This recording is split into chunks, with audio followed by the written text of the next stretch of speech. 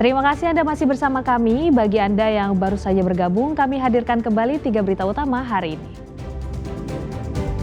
Wanita pencuri uang milik pedagang ayam potong di Desa Ngadikusuman, Kabupaten Wonosobo ditangkap polisi. 71 ton bantuan korban bencana Aceh dan Sumatera diterbangkan dari Lanut Adi Sumarmo, Boyolali.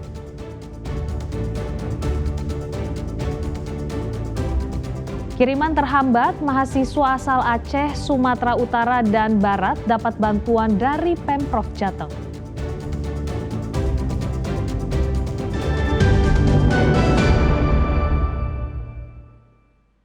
"71 ton bantuan korban bencana Aceh dan Sumatera diterbangkan dari Lanut Adi Sumarmo, Boyolali. Ragam jenis bantuan itu disalurkan secara bertahap memakai pesawat Hercules. Seluruh barang ini adalah bantuan yang dikirim untuk korban bencana di Aceh, Sumatera Utara, dan Sumatera Barat. Seluruh bantuan diangkut dari posko SAR HNC di Sanggar Lanut Adi Sumarmo, Boyolali dengan menggunakan pesawat Hercules. Bantuan yang dikirim berupa sembako, obat-obatan, pakaian baru, perlengkapan bayi, hingga kitab suci. Totalnya lebih dari 71 ton bantuan yang masuk, tetapi baru 2,2 ton yang terangkut dalam penerbangan hari Selasa kemarin. Sisanya masih menumpuk di posko dan menunggu jadwal penerbangan berikutnya. Kalau prioritas sementara ini tidak ada, namun kami harapannya bantuannya itu berupa makanan yang tahan lama, tidak mudah basi, tidak mungkin expired date-nya masih panjang. Kemudian untuk obat-obatan juga yang masih panjang expirednya, kemudian keperluan bayi, perlengkapan bayi. Dan kalau pakaian, kami mohon pakaian yang baru, mungkin ya lebih enaknya pakaian yang baru, karena kalau pakaian layak pakai, kami melihat beberapa harapannya bisa diberikan pakaian yang memang benar-benar layak pakai. Pengumpulan bantuan di Lanut Adi Sumarmo ini dilakukan sebagai bagian dari perintah perhimpunan secara terpusat di Lanut Halim Perdana Kusuma, Jakarta. Setelah dikirim ke Halim, bantuan akan dipilah ulang dan menggunakan pesawat dan alutsista yang ada, lalu disiapkan untuk diprioritaskan dikirim ke daerah terdampak bencana di Sumatera. Yulianto melaporkan dari Boyolali. Tak hanya masyarakat yang terdampak langsung, mahasiswa asal 3 provinsi yakni Aceh, Sumatera Utara, dan Barat juga mendapat bantuan. Sulitnya komunikasi dengan keluarga membuat proses belajar mereka terhambat mulai dari pembayaran kuliah, tempat tinggal, dan makanan.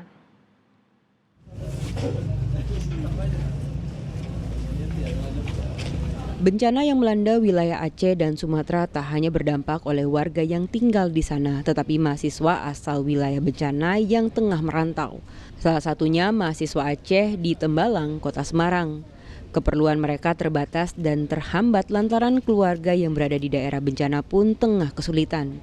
Mengatasi masalah tersebut, pemerintah Jawa Tengah memberikan bantuan untuk mahasiswa yang berasal dari 3 provinsi yang dilanda bencana.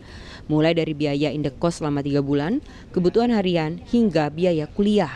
Selain bantuan uang dan barang, bantuan komunikasi juga diupayakan sehingga komunikasi tidak terputus antara anak dan keluarga.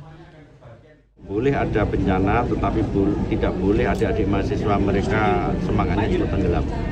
Jadi dia tidak merasa sendiri, tetapi masih ada uluran tangan kita bahwa di Jawa Tengah masih ada saudara-saudara kita bantu. Sehingga yang kos-kosnya 3 bulan kami selesaikan.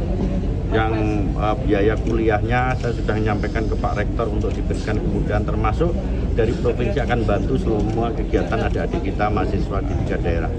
Dengan harapan dia tetap melakukan belajar mengajar, dia tetap melakukan aktivitas akademiknya, tidak terganggu.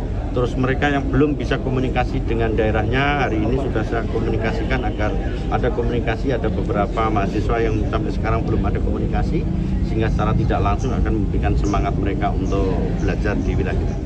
Ketua Ikatan Pelajar Aceh Semarang menyebut tidak sedikit mahasiswa yang kesulitan dampak dari bencana yang melanda wilayah barat Indonesia. Belum lagi dampak psikologis yang dialami mahasiswa di saat perkuliahan sudah berada di ujung semester ganjil dan akan berlanjut ke semester genap. Sampai dengan saat ini masih banyak teman-teman kami yang belum tahu kabar orang tuanya gimana, sehat nggak orang tuanya. Dan tadi ada beberapa dari teman kami yang 10 anggota keluarganya yang meninggal tuh cukup sedih karena kami satu sama, susah sama-sama, senang sama-sama. Mungkin itu saja. Kami juga menyampaikan, kami bingung Pak, ini semester ganjil udah mau habis. Kami bingung sekarang mau bayar kuliah gimana, apa kami cuti. Dan habis itu Pak Gub langsung menyarankan, saya langsung telepon semua rektor untuk support, untuk bantu seluruh mahasiswa. Dan insya Allah harapannya semoga rektor berkenan ingin membantu seluruh mahasiswa sehingga seluruh mahasiswa yang terkena dampak lebih ringan lah bebannya. Bantuan untuk mahasiswa rantau ini diharapkan bisa mengurangi beban pikiran sehingga proses belajarnya tidak terganggu. 1, 2, 3. Agus Hermanto melaporkan dari Kota Semarang. Yuk persiapan yuk.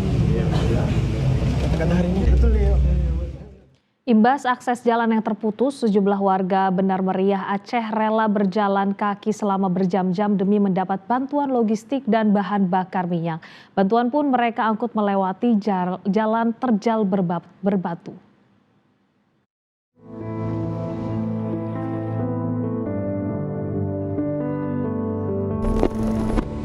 Menaiki tanjakan terjal berbatu, itulah yang dilakukan warga Kabupaten Benar Meriah Aceh saat mencari bantuan. Ya, sudah hampir 2 pekan mereka terisolir karena akses jalan masih terputus akibat longsor. Meski harus berjalan kaki selama berjam-jam, mereka tetap bersemangat demi bisa mendapat bantuan logistik dan bahan bakar dari daerah lain. Terputusnya akses jalur darat juga membuat sejumlah relawan menggunakan rakit kayu untuk menuju desa Gunci di Aceh Utara. Mereka berupaya menembus wilayah yang terisolasi untuk memberi layanan medis bagi para korban banjir. Penanganan terkait bencana di Aceh terus dilakukan pemerintah provinsi. Menggunakan helikopter, Gubernur Aceh Muzakir Manaf memantau apa saja kerusakan yang timbul pasca banjir bandang yang melanda Aceh Tamiang. Hasilnya terlihat jelas jejak kerusakan di permukiman dan area sawah. Beberapa ruas jalan juga masih terendam lumpur sehingga menyulitkan pengiriman bantuan. Ini sementara kita percepatlah apa yang mereka minta, apa yang butuh. Masuk kemarin malam semalam sudah kita juga sampaikan kepada Presiden supaya obat-obatan selimut, LPG gas 3 kilo untuk masak dan juga obat-obatan. Hingga Selasa sore, BNPB mencatat korban meninggal dunia dalam bencana di Aceh, Sumatera Utara, dan Sumatera Barat bertambah menjadi 964 jiwa. Sedangkan 264 orang lainnya masih dinyatakan hilang. Tim Liputan melaporkan. 2 pekan berlalu, distribusi bantuan terus dilakukan untuk seluruh wilayah terdampak banjir bandang dan longsor di Sumatera, termasuk daerah dengan akses yang sulit dijangkau. Pencarian korban pun terus dilakukan, sebagian besar korban meninggal dunia akibat terseret arus banjir. Untuk distribusi logistik juga terus dioptimalkan. Kalau untuk level kecamatan itu saya bisa pastikan tidak ada kecamatan di 3 provinsi di kabupaten-kabupaten kota terdampak yang belum mendapatkan bantuan karena semua bisa ditembus dengan jalur udara menggunakan unit satuan udara kami meskipun jalan daratnya belum tembus. Ini dari sisi level kecamatan itu sudah bisa kita drop semua, tetapi untuk mencapai ke titik-titik kantong-kantong pengungsi yang tersebar itu memang masih butuh waktu. Kemudian untuk akses jalan, pembukaan akses jalan itu sudah berjalan dilakukan oleh Kementerian PU untuk pemulihan akses jembatan. Kemarin Bapak Presiden sudah menunjuk langsung Kepala Staf Angkatan Darat Bapak Jenderal Maruli untuk menjadi dan Satgas pemulihan dan perbaikan jembatan. Sudah di setiap provinsi itu titik-titik jembatan yang krusial untuk roda perekonomian masyarakat sudah dibantu atau sudah di support, sudah di-deploy jembatan Beli yang pengerjaannya berkisar antara 1 hingga 2 minggu dan kita harapkan sambil berjalan jembatan konstruksi betonnya diperbaiki oleh PU, jembatan Beli ini sudah mulai bisa difungsikan oleh masyarakat. Untuk daerah-daerah yang saat ini masih belum bisa ditembus dari jalur darat, tim gabungan itu mendropping kebutuhan BBM via jalur udara. Misalkan untuk kawasan Benar Meriah, Aceh Tengah, dan Gayo Lues itu di drop dukungan logistik BBM dengan menggunakan jalur udara. Kalau untuk kasus banjir bandang ini lebih kurang itu hampir sama dengan tipikal karakteristik korban tsunami ya. Artinya begitu manusia itu terseret arus banjir bandang, maka itu akan sangat sulit untuk bisa bangkit dan menyelamatkan diri. Jadi dia akan terus tergulung, kemudian terhempas ke batu, terhempas ke kayu gelondongan. Nah, ini yang kemudian menyebabkan fatalitas. Jadi hempasan dan benturan ini yang menyebabkan fatalitas. Ini juga yang kemudian menyebabkan banyak dari jasad-jasad korban ini ditemukan bajunya sobek dan lain-lain. Karena sekali itu terjebak di banjir itu tidak akan bisa melepaskan diri karena arus yang sangat deras dan tidak berhenti-berhenti. Ini kemudian terbentur dan lain-lain yang menyebabkan fatalitas. Rata-rata karakteristik dari korban seperti itu. Sindiran anggota DPR terhadap pemberian donasi yang digalang relawan bagi korban banjir dan longsor di Sumatera jadi sorotan publik. Publik menilai seharusnya anggota DPR tak perlu mengomentari donasi yang digalang relawan. Ada orang yang cuma datang sekali seolah-olah paling bekerja di Aceh, padahal negara udah hadir. Pernyataan anggota Komisi 1 DPR Endipat Wijaya dikritik netizen. Netizen menilai seharusnya anggota DPR tidak perlu mengomentari donasi yang digalang relawan. Kritik netizen berawal saat rapat Komisi 1 DPR dengan Kementerian Komdigi. Endipat Wijaya meminta Komdigi lebih aktif menyebarkan informasi mengenai kerja pemerintah dalam menangani bencana.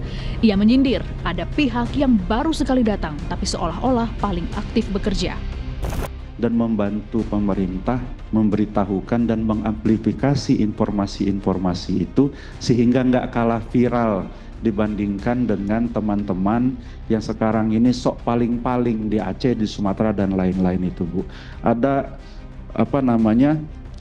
orang yang cuma datang sekali seolah-olah paling bekerja di Aceh, padahal negara udah hadir dari awal. Ada orang baru datang, baru bikin satu posko, ngomong pemerintah tidak ada, padahal pemerintah sudah bikin ratusan posko di sana.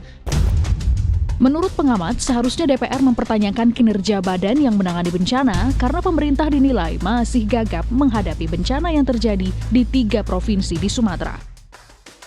Korban yang kemudian harusnya kita bisa minimalkan, ya seperti yang Anda sebutkan tadi, sekarang mendekati 1.000 dan yang hilang juga belum ditemukan, bahkan bisa jadi ya angkanya bisa bertambah terus menjadi lebih dari 1.000 gitu. Ini satu hal yang sangat kita sayangkan. Kenapa? Situasi yang dulu pernah terjadi dan Aceh itu menjadi laboratorium kebencanaan Indonesia, tapi kemudian kita masih juga tergagap-gagap, ke jumlah korbannya juga tinggi. Dan seharusnya teman-teman anggota Dewan juga ini mempertanyakan ini leading sektor dalam kebencanaan ini, PNPB dan juga BMKG dan berbagai lembaga-lembaga yang saya dengar anggarannya kemudian dikurangi. 2 pekan setelah bencana banjir dan longsor di Sumatera, belum semua korban yang hilang ditemukan. Masih banyak akses jalan yang terputus, sampai bantuan untuk korban sulit masuk. Air bersih, aliran listrik juga belum pulih. Tim Liputan 6 SCTV melaporkan.